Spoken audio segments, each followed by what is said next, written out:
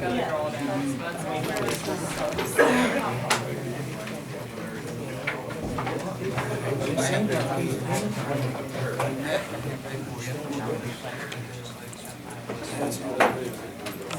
Welcome, everyone. Could you please stand and say the pledge with us?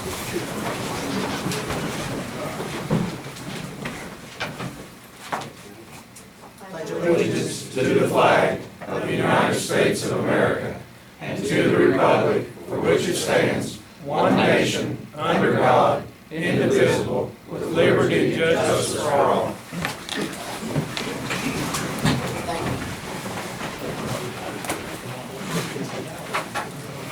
I'm just going to go down this list. Is it, Larry, did you want to speak in the public comment to this public hearing? Yes. Okay, go ahead.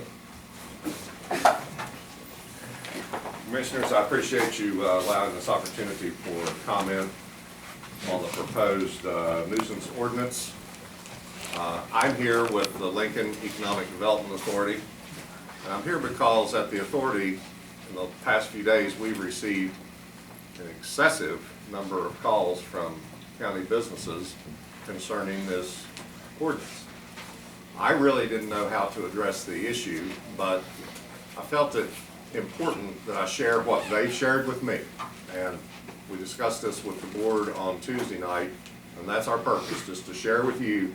So I'm sure you want the information. This is the feeling of quite a few businesses, and these are long, as I characterize them, they're solid, long-time, exemplary corporate citizens, and they've been voicing concerns and outright opposition to this ordinance. These are good companies, pay taxes, they've employed our workforce, they've helped our communities over the years, and they're concerned about this ordinance. And I'm just going to share with you what they've given me and move on because you have a lengthy list. Number one, they feel that business owners are the ones most affected by this, yet had no input on it from a standpoint of formation, content, and analysis of the effect on business. Number two, they feel that the extractive and manufacturing industries would be most at risk. Three, there is a belief that there is enough federal and state laws and regulations now, many of which address the topics identified in this ordinance, and its adoption would add further compliance issues subject to varied interpretation.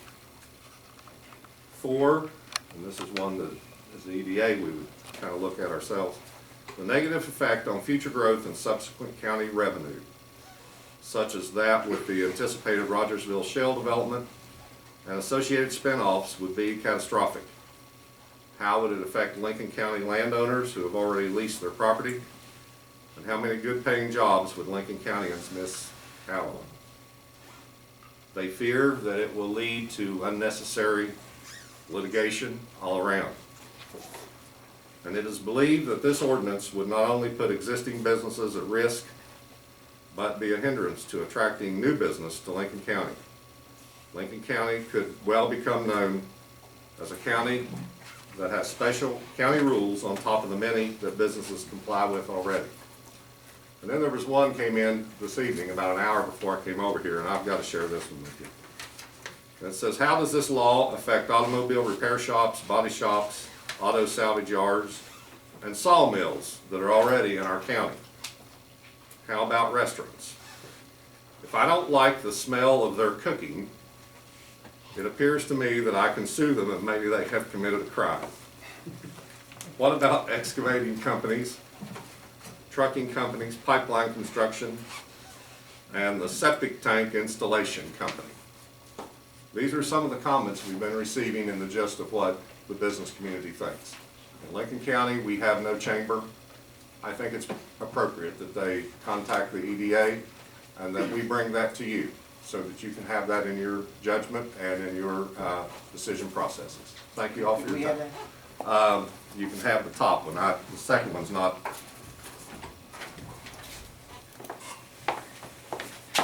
There you go. Yes, sir. I don't have this one put together yet, Mr. President. Okay, thank you. Thank you all very much. Thanks, Larry. Next is Matt Cook. Thank you for the ability to speak. My name is Matthew Cook, employed by ERP Environmental Fund, which operates the Hobet Mine, which has operations in Lincoln County. Very similar to the last speaker, at a time when so many of our local businesses are struggling just to make payroll on a week-to-week basis. The last thing we need is burdensome and unnecessary regulations, especially ones that are vague and subject to interpretation. After reading this proposed ordinance, and I just got a copy of it today, I'm very concerned about the chilling effect it could have on current and future businesses in Lincoln County. It would not be hard to read this ordinance as effectively banning surface mining and many other industries, including agriculture, by my quick read. While I would hope this is not the intent of the County Commission, the fact that so many people have come out to speak, I think shows how concerned we all are. And I would like to personally ask the Commission to set this ordinance aside and reconsider. Thank you. Thank you. Mark Miller? Thanks for allowing me to speak. My name is Mark Miller. I'm a resident of Lincoln County. I'm employed by HG Energy LLC, a West Virginia-based company owned by West Virginia residents. HG has made a considerable investments in the first development of the Grimmesville water flood. In the course of drilling and procedures that I'm responsible for HG Energy, regulated by the West Virginia DEP, Army Corps of Engineers, U.S. Fish and Wildlife, West Virginia DNR, the U.S. EPA, West Virginia Public Service Commission, Federal Energy Regulation Commissions, and others. The regulatory burden has already made it very difficult for us to complete projects. For instance, drilling permits used to take 30 days. They now take up to 6 months. Injection permit now takes up to 2 years. Surveys for bats and now snakes, that's another 2 years to complete that survey. Trees can only be cut a few months out of the year, so we don't disturb the bats. I'm very concerned, and this proposed nuisance ordinance might be the final roadblock that would place my job and my co-workers' jobs in jeopardy. Thank you for letting me speak. Matt, if any of the speakers that have any paper, thing down on paper they want to give the commission, we'd be glad to take it.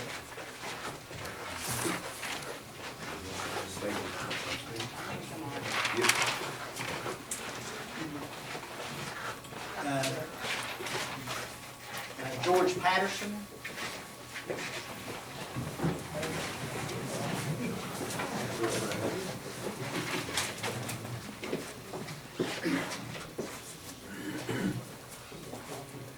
May it please the Commission, thank you for letting me speak. I'm George Patterson. I'm a lawyer in Charleston.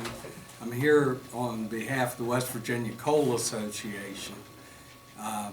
I don't normally represent the Coal Association, but they were tied up today at the Capitol dealing with similar kinds of issues.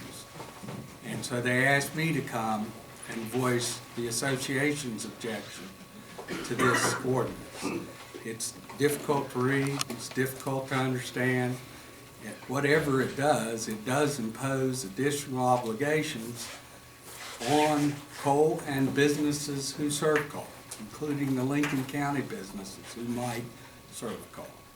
So the Coal Association asks you please not to adopt this regulation. They have enough, as the man from Hobet said, to do right now. Thank you. Thank you. Doug Malcolm.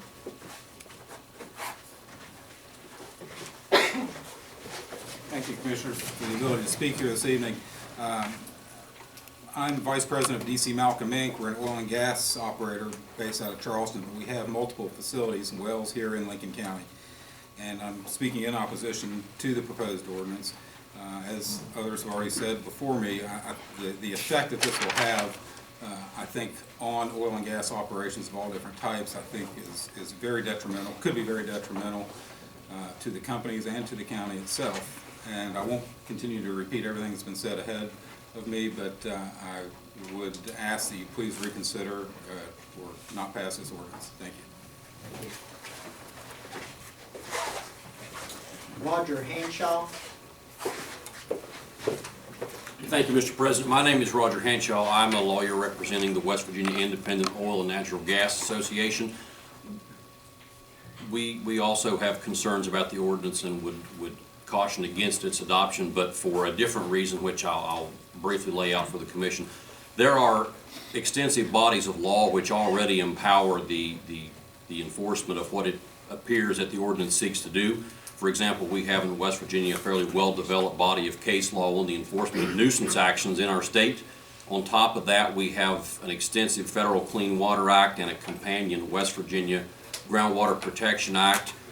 We have the Hazardous Waste Management Act and all of its companion federal statutes in place which give all appropriate regulatory authorities the power to seek redress for the grievances that it appears that this ordinance seeks to remedy.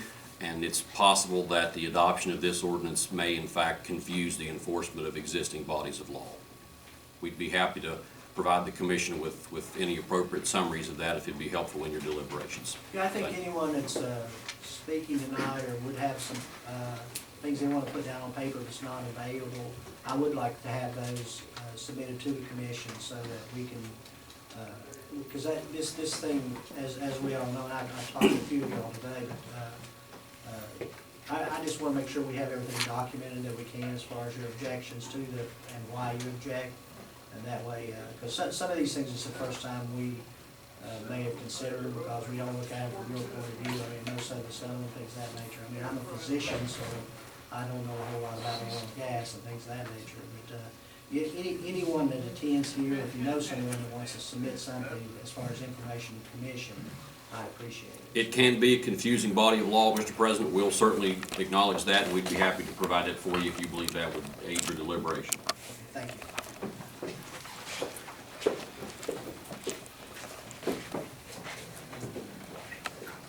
Ann Blankenship.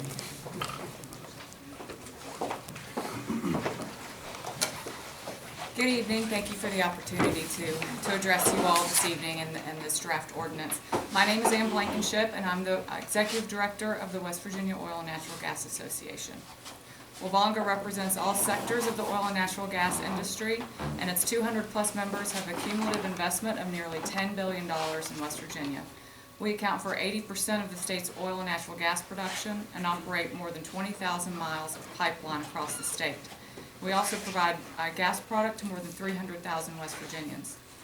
The Lincoln County Comprehensive Public Nuisance Investigation and Abatement Ordinance would be catastrophic to all industries, especially and including the oil and gas industry, and Wabonga strongly opposes it.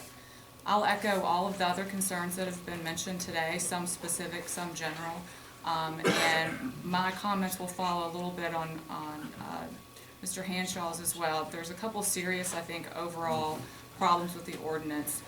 One of those is that all of the provisions that are included in the ordinance are already addressed and preempted by federal and state law.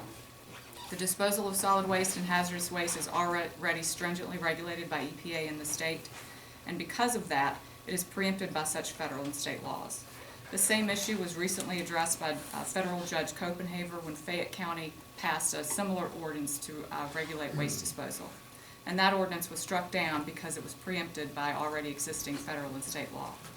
Another serious concern and overview of this ordinance is that the nuisance part of this cannot be used to supplement a comprehensive regulatory scheme that's already in place. And this is long-standing case law that's in effect, and I can follow up and send you something in writing. My notes are kind of vague, so I can do that after the hearing.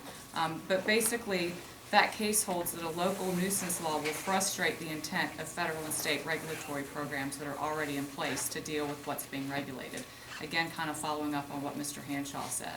It can frustrate what's already out there and be confusing, and because of that, courts have struck down local nuisance laws for that reason. A couple specific problems that I noticed with the ordinance and reading through it, and I admit I haven't had time to go over it with a fine-tooth comb. It's rather large and difficult to read.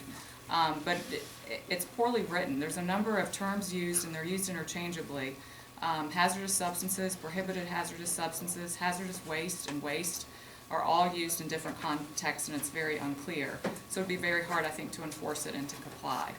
Again, all of these terms are already defined in state and federal law and already being regulated as such. The definition of hazardous waste is actually very broad and more broad than state and federal definitions, which makes it inconsistent with those laws. The public nuisance definition in Section 5 states and includes conduct of any business, trade, or activity in Lincoln County whereby noisome stenches and odors or noxious gases arise or are generated. That is included in the definition of public nuisance, and that is extremely broad and can encompass so many things. It probably goes beyond the intent of the drafter. So that is a little bit very worrisome in reading.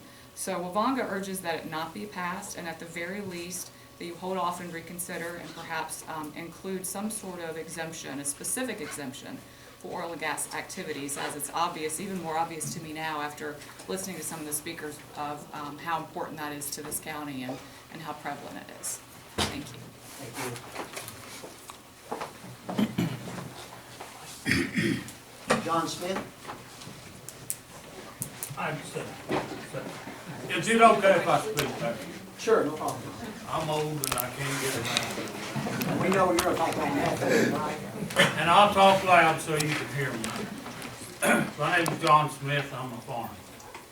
And there's a group of other farmers here tonight. We're concerned about the terms used in the document, which I read from cover to cover this afternoon. What worries me is how it was written, where it was written, and by whom it was written, and for what reason it was written. Primarily in the definition of waste includes agricultural operations. We're concerned about that. Under the young lady just mentioned noisome stench or odors. I present to you that rabbits, chickens, ducks, turkeys, cows, sheep, pigs, all make noisome stench and odors. So my question is, and my stance is, really, seriously? We recommend that this commission not pass this ordinance. Thank you very much. Thank you, John. Is it Sandra Daly? I actually was one of the ones who signed the wrong sheet. Oh, okay. I was in a hurry to Did get Homer in do here. it too? Yeah. Okay, all right, We were in a thanks. hurry to get in here and I signed the wrong sheet. I apologize for that. Is it John Harkins or Hakins? I'm right with her. Okay, all right, thank you. Sorry. Lloyd, I know you're here for this, so it's nice. Thank you, Mr. President and members of the commission. It's certainly obvious to me that this ordinance was drafted elsewhere and suggested to the county commission. I hope to think that there's some problem that it attempts to address that I don't understand, but certainly when it comes to my industry, which is the oil and gas industry in Lincoln County, this ordinance appears to me to be a solution, and a very extreme and expensive solution in search of a problem to solve. There's no problem this ordinance attempts to solve that's not addressed someplace else in state or federal law. The ordinance simply adds another layer of regulation, but one with new regulations, fines, criminal penalties, up to a year in jail, and costly procedures that will add to the cost of doing business in Lincoln County, only Lincoln County, and make us a very unattractive place to do business. The substantive portions of this ordinance attempt to regulate almost everything that we do in our industry. Many aspects of drilling operations will be subject to this ordinance, even though they're already regulated by the Office of Oil and Gas and by the EPA. The operation of compressors and other stationary engines will be subject to this regulation, even though they're already regulated by DEP and EPA. Operations of pipelines will be subject to the ordinance, even though they're already regulated by the Office of Oil and Gas, by the Federal Energy Regulatory Commission, and the State Public Service Commission. Injection wells, as was mentioned by the gentleman from HG Energy, will be subject to this ordinance, even though they're already regulated by all the agencies he mentioned to you. And equally troubling is the standard for liability in this ordinance is strict liability. Now, if you don't know what that means, it even defines it for you. I want you to listen to the liability you're going to impose upon businesses in Lincoln County. Without regard to any element of mens rea, which means intent, fault, negligence, knowledge, or other wrongdoing. In other words, if some criminal vandalizes our property and causes what you define as a nuisance, and we haven't done enough to stop them, we're liable. While the legislature passed laws limiting the imposition of joint and several liability, this ordinance changes that law and says that if 2 or more people are guilty of a nuisance, even if you're only guilty for 1% of it, you got to pay the whole thing. You're guilty for everything. The legislature changed that law for almost everything else years ago. This law attempts to reimpose it. And perhaps the worst thing is that while all the problems you try to address are addressed elsewhere in the law, this ordinance has higher standards than state or federal standards that we're held to in our industry. No one's going to want to come to do business in Lincoln County if that's the case. So as unnecessary and duplicitous as it seems to me the substantive parts of this ordinance are, I have to admit that the procedural parts of this are breathtaking in my mind, not just unfair, and illegal if not unconstitutional. Let me just mention a few. Neither the county commission, as much respect as I have for you, or this so-called enforcement agency has anyone who is trained in law, yet you become the court of last resort in some cases for many of the procedures here. The enforcement agency is made up of the county administrator, the county engineer, the county health officer, a fire chief of the local fire department, the county litter control officer, the director of the county waste authority, and a few other political appointees. This enforcement agency serves both as policeman, prosecutor, and jury throughout this ordinance process. Any member can on their own make inspections and be both judge and jury of supposed violations. The county administrator, as much as I respect her, has in her own instance can issue what's called investigative orders. In her own instance, an order that any person appear before a member of the enforcement agency and give non-privileged testimony under oath. Understand what that means. The county administrator on her own, without a subpoena and without a court order, can force any person to appear before, not a court, but before any member of the enforcement agency, perhaps the litter control officer, or even the county administrator herself, and force them to give sworn testimony without the right or privilege they have in a court of law. As I said, that's breathtaking to me when I read that this ordinance would allow that to happen, and that you would do that to the business people of Lincoln County. This enforcement agency with no court order can issue investigative orders and compel people to submit written responses to the enforcement agency's demands. And in addition to any other action taken by, this is a quote, in addition to any other action taken by federal, state, or local government, if the enforcement agency determines that there is even a threatened public nuisance, it can file a complaint in the form of a proposed abatement order and ask the prosecutor to seek relief.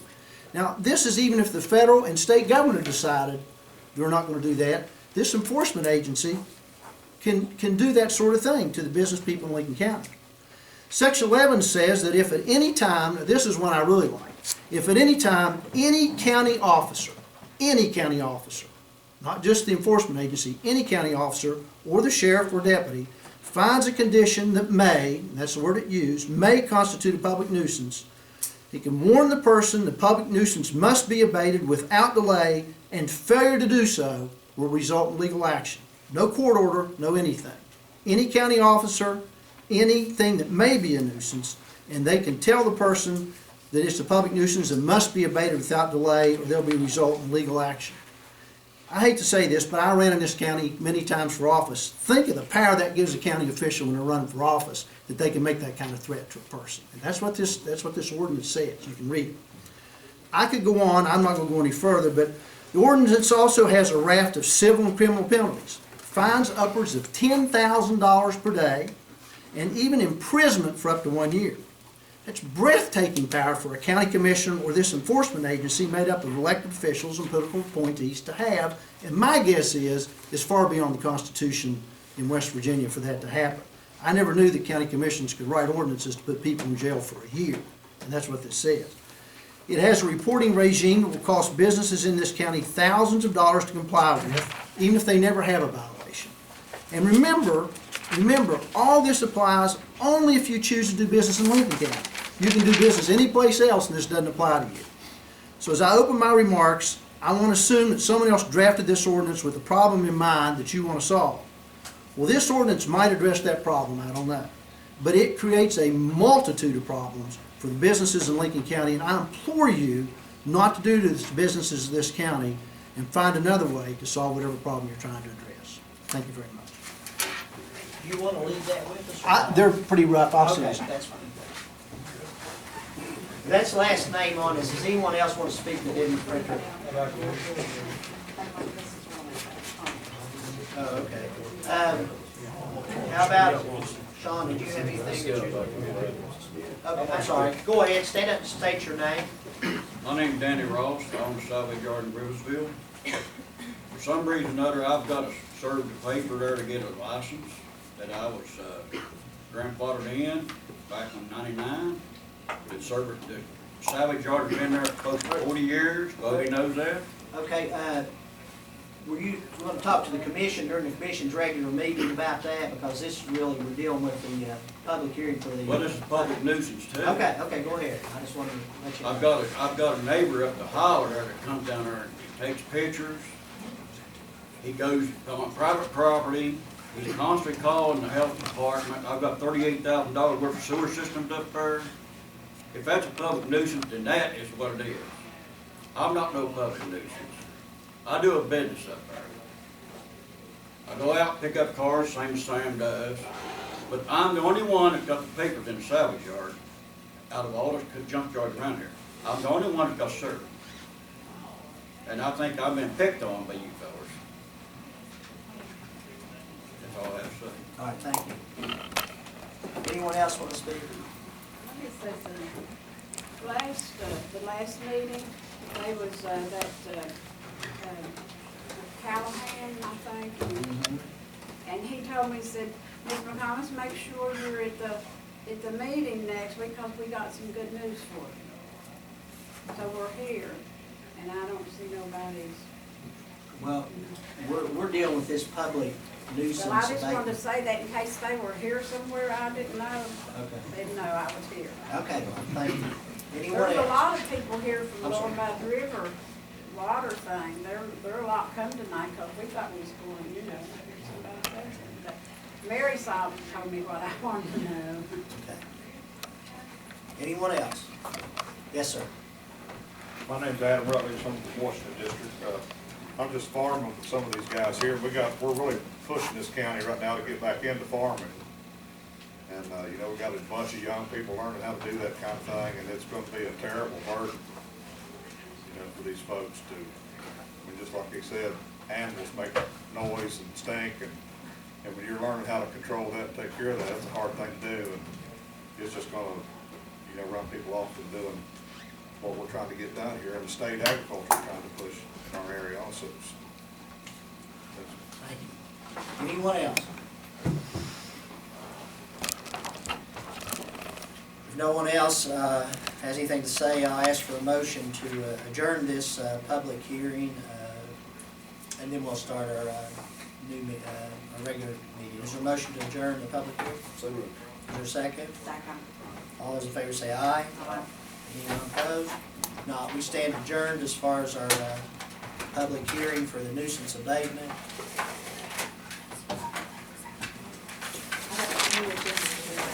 Oh, you got it. Sure, if you-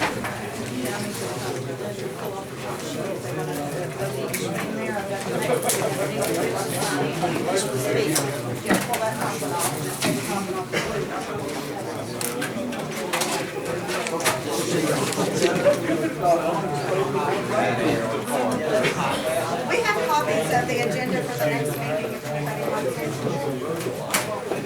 They want to sign in.